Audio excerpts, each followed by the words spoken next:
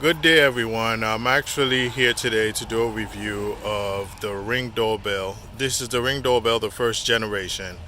Practically, I got this I got two of those to be exact.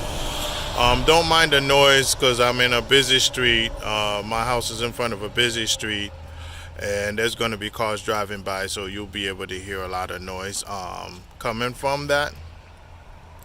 So, practically, speaking, I was able to purchase two of those Ring first generation, and one was in the front door of the house, and because I have two entrances, and the other one was on the side entrance of the house. So, with that being said, to make a long story short, these worked great for a year or so, but unfortunately, they upgraded with second and third generations of the Ring doorbell. And the difference between them is this one is actually 720 and it's not really fully HD, so you really don't get clearer videos, clearer pictures when you're trying to see who's in front of your door and things of that nature. So I was able to upgrade to a new pair of Ring doorbell, and those Ring doorbells would be the second generation to be exact. Everything else that comes with this, including the installation piece in the back, as you could see here, all of that had to be purchased as also. So they're considered accessories. They don't come with the Ring doorbell, but the great option is I'm able to record it now in HD and also pay for the store service in HD quality. As of recently, a break-in happened in my neighbor's house, and I was able to catch the perpetrator's car and license plate number on the Ring doorbell in itself. And for the most part, the good thing about it is the service is pretty good. The in itself, how you get vast majority of data storage and stuff of that nature, even stuff that do not necessarily pertain to you, as long as you have it on, it will actually record.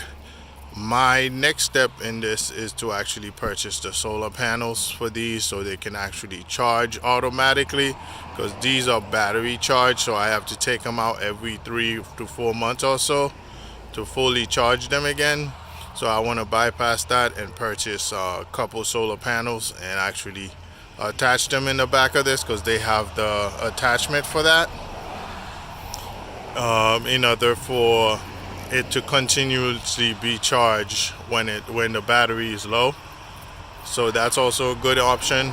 The good parts about the Ring doorbell, like I mentioned, are the ability to be able to record constantly and have the recording stored in their cloud drive.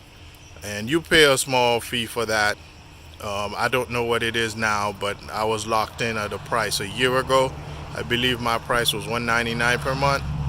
I could be wrong. If anybody knows what the new price is, feel free to comment below and let us know. And also give us your thoughts about these products as well.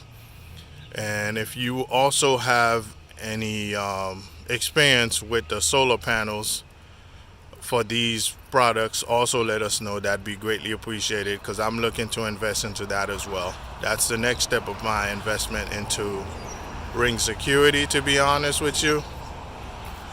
And practically, this actually been great. The second generation's been great so far. I like it. I like the way it feels. I just do not like the whole idea of charging every 3 months, taking it out. So that's why I'm gonna buy the solar panels, so I don't have to. So let me know which one to buy and what are the best options out there, so I can actually make that decision going forward. I want to thank you guys for tuning in. I want you to like, subscribe, and don't forget also comment. Let me know what you think of this, and thank you so much. Have a great day. All right, thanks. Bye.